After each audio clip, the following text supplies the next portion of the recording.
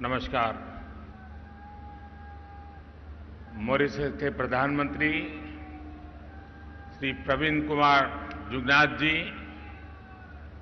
World health organisation के director general doctor Tedros, Gujarat के मुख्यमंत्री श्री भूपेंद्र भाई पटेल, केंद्रीय मंत्रिमंडल के मेरे सहयोगी श्री सर्बानंद जी सोनवाल, डॉक्टर मनसुख मांडविया, डॉक्टर मुंजपरा महेंद्र भाई, यहां उपस्थित अन्य सभी महानुभाव, देवी और सज्जनों, आज हम सभी पूरी दुनिया में हेल्थ एंड वेलनेस के लिए एक बहुत बड़े आयोजन के साक्षी बन रहे हैं।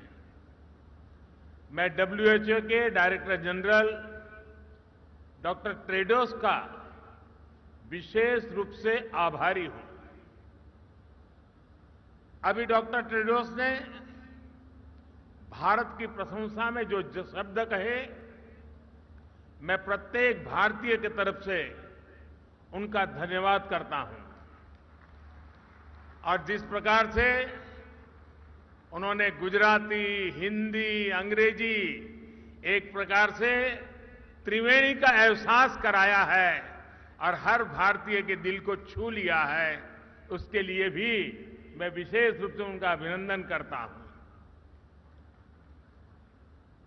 डॉक्टर टेड्रोस से मेरा परिचय पुराना है और जब भी हम मिले हैं, उन्होंने भारत के गुरुओं ने उसको कैसे शिक्षा दी, वो इतने गौरव से उसका उल्लेख करते हैं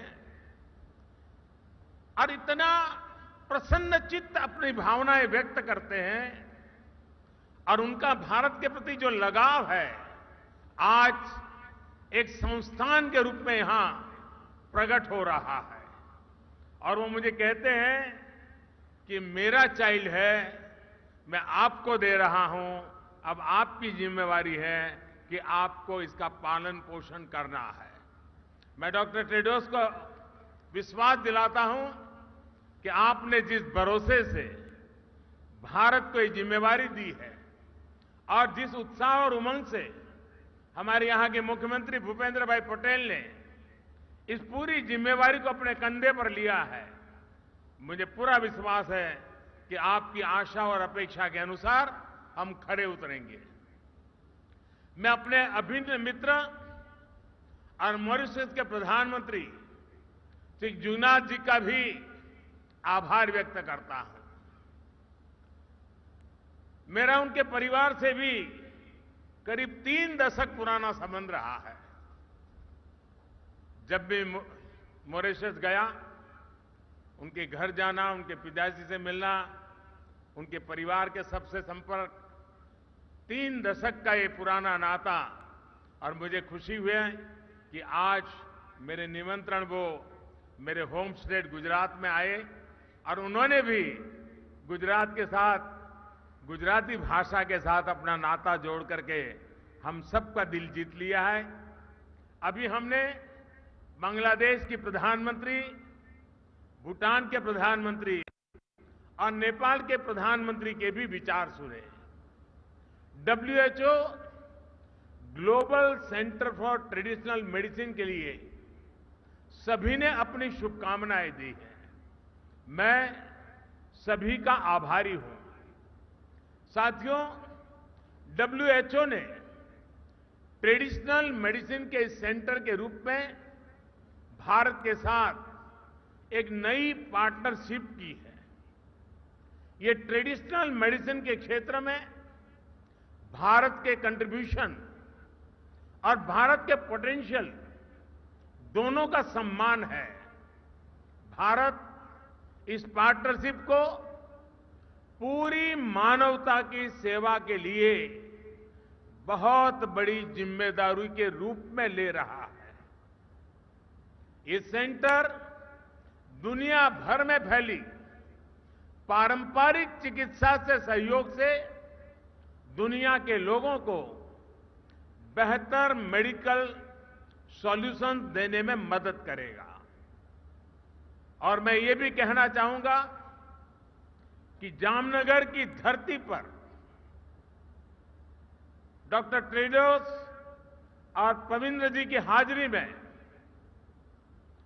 ये सिर्फ एक भवन का शिलान्यास नहीं हुआ है, ये सिर्फ एक संस्थान का शिलान्यास नहीं हुआ है, लेकिन मैं विश्व भर में प्राकृतिक चिकित्सा में विश्वास करने वाले, परंपरागत चिकित्सा में विश्वास करने वाले हर किसी को कहना चाहता हूं कि आज जब भारत आजादी का अमृत महोत्सव मना रहा है, उस कालखंड में ये जो शिलान्यास हुआ है, वो शिलान्यास आने वाले 25 साल के लिए विश्व भर में ट्रेडिशनल मेडिसिन के युग का आरंभ कर रहा है। मैं अपनी आंखों के सामने देख रहा हूं कि होलिस्टिक हेल्थ केयर के बढ़ते आकर्षण के कारण आने वाले 25 वर्ष में जब देश आजादी की शताब्दी मनाएगा, तब ट्रेडिशनल मेडिसिन दुनिया के हर परिवार के लिए अति महत्व का केंद्र बन जाएगा। इसका ये शिलान्यास है। और आयुर्वेद में तो अमृत कलश का बड़ा महत्व है, और अमृत काल में ये कार्य का आरंभ हो रहा है। इसलिए मैं एक नए विश्वास के साथ एक दूरगामी प्रभावों का असर देख रहा हूं। और मेरे लिए व्यक्तिगत तौर पर यह बहुत सुखद है कि इस ग्लोबल सेंटर की स्थापना हमारे जामनगर में हो रही है।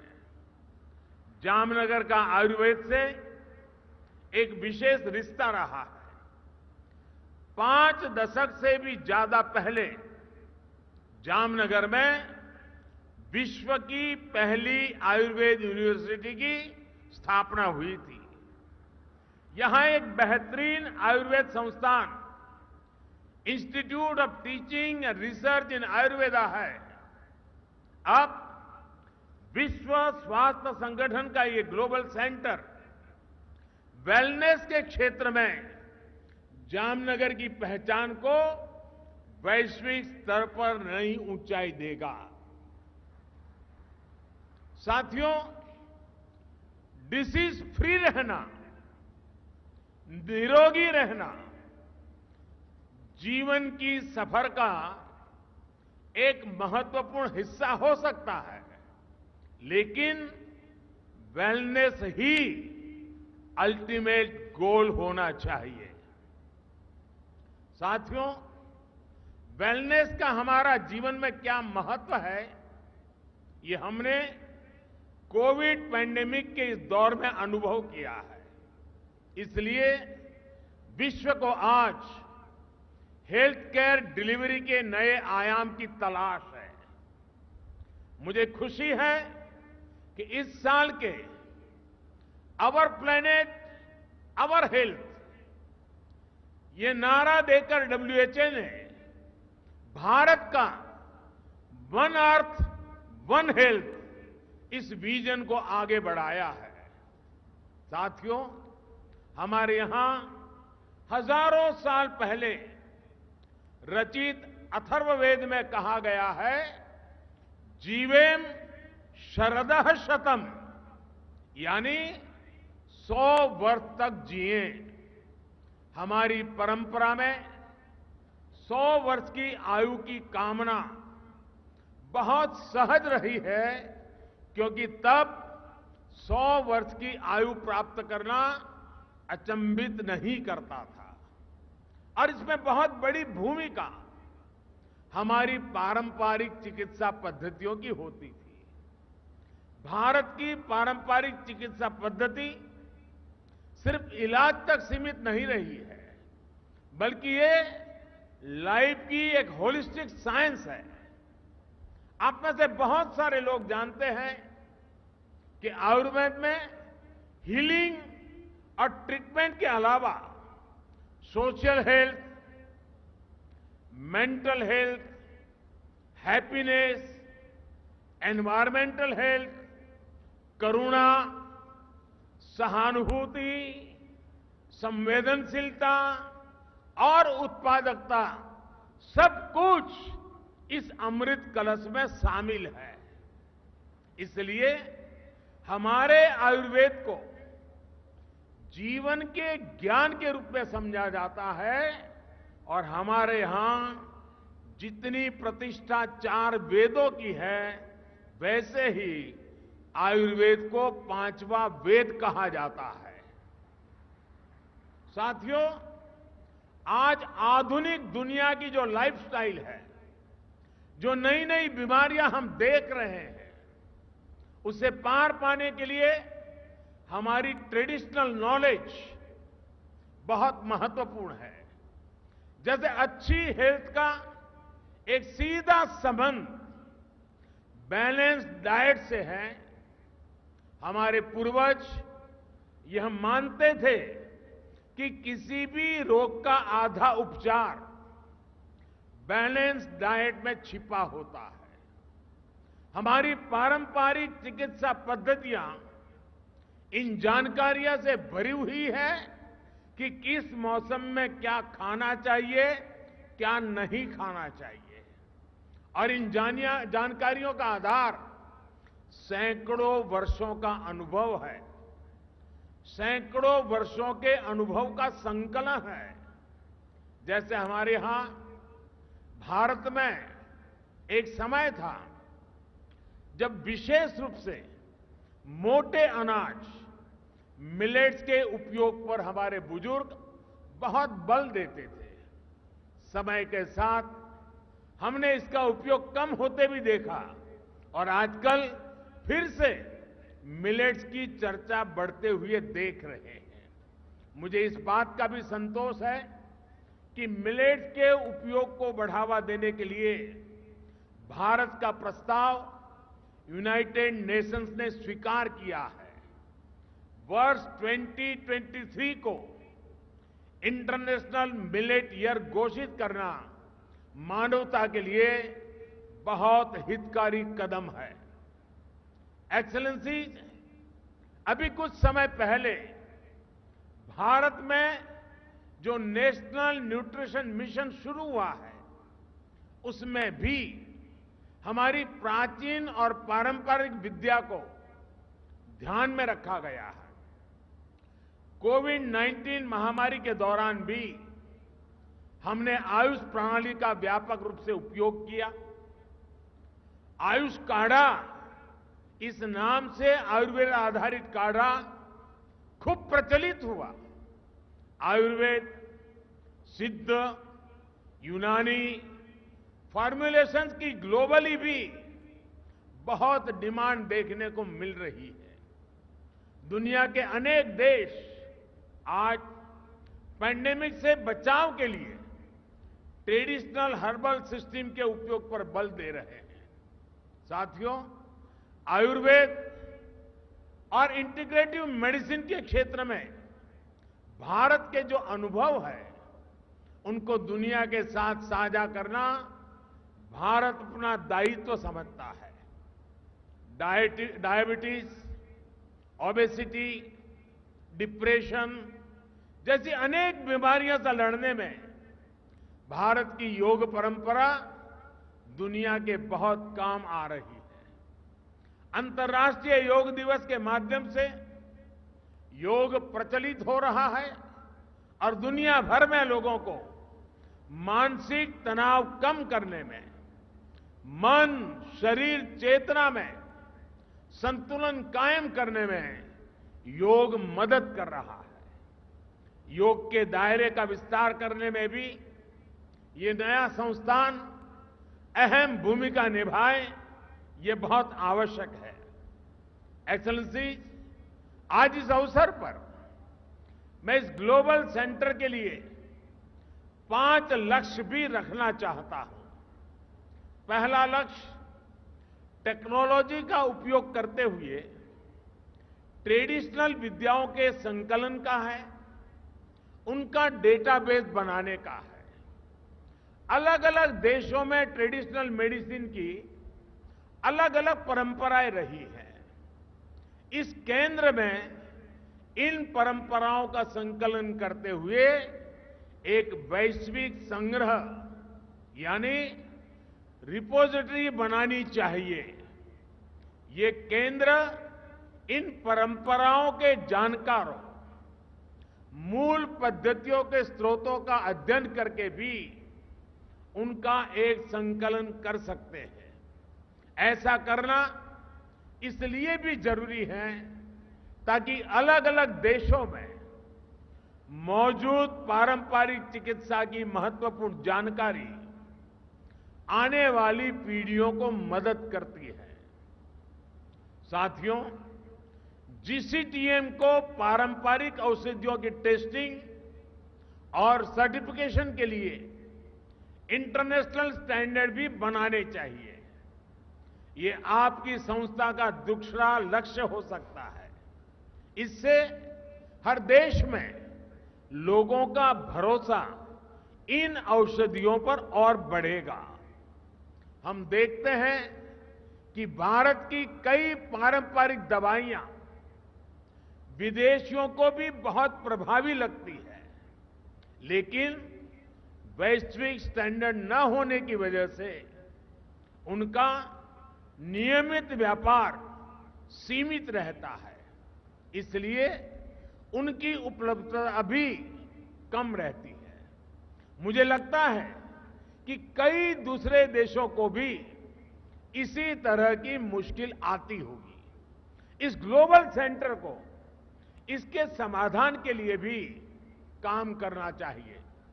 डब्ल्यूएचओ ने भी हाल में आयुर्वेद, पंचकर्म और यूनानी के लिए बेंचमार्क डॉक्यूमेंट तैयार किए हैं।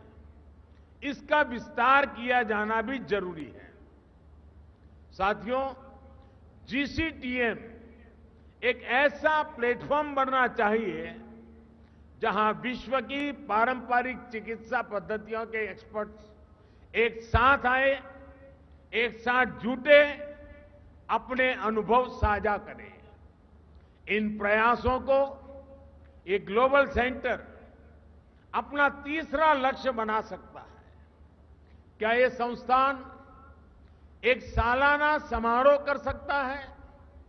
कोई एनुअल ट्रेडिशनल मेडिसिन फेस्टिवल कर सकता है जिसमें दुनिया के ज्यादा से ज्यादा देशों के एक्सपर्ट्स चिंतन करें, अपनी पद्धतियों को साझा करें। साथियों, मैं समझता हूं इस सेंटर का चौथा लक्ष्य रिसर्च में निवेश से जुड़ा होना चाहिए। जीसीटीएम को ट्रेडिशनल मेडिसिन के क्षेत्र में रिसर्च के लिए फंडिंग को मोबिलाइज करना चाहिए। हम देखते हैं कि आधुनिक फार्मा कंपनियों के लिए रिसर्च क्षेत्र में अरबों खरबों डॉलर्स उपलब्ध रहते हैं। हमें उसी तरह के रिसोर्सेज ट्रेडिशनल मेडिसिन में रिसर्च के लिए भी तैयार करने चाहिए। पांचवा लक्ष्य ट्रीटमेंट प्रोटोकॉल से जुड़ा है। क्या जीसीटीएम कुछ स्पेसिफिक बीमारियों के लिए होलिस्टिक ट्रीटमेंट प्रोटोकॉल विकसित कर सकता है जिसमें मरीज को मॉडर्न और ट्रेडिशनल मेडिसिन दोनों का फायदा मिले? अपने हेल्थ केयर सिस्टम में इन प्राचीन विद्यालयों के इफेक्टिव इंटीग्रेशन से अनेक बीमारियों से लड़ने में मदद मिल सकती है। साथियों, हम भारतीय वसुधैव कुटुंबकम और सर्वे संतु निरामय इस भावना से जीने वाले लोग हैं। पूरी दुनिया एक ही परिवार है और ये पूरा परिवार हमेशा निरोगी रहे, ये हमारा दर्शन रहा है। आज डब्ल्यूएचओ जीसीटीएम की स्थापना से भारत की ये परंपरा और समृद्ध हो रही है। डब्ल्यूएचओ का यह केंद्र विश्व भर में लोगों का स्वास्थ्य बेहतर बनाएगा। इसी कामना के साथ मैं अपनी बात समाप्त करता हूं और मैं अब दोनों ही मेहमानों का समय निकालने के लिए, इस समारोह को ऊंचाई देने के लिए, इसका महात्म्य बढ़ाने के लिए हृदय से उनका बहुत बहुत आभार व्यक्त करता हूं। एक बार फिर आप सभी का बहुत बहुत धन्यवाद। नमस्कार।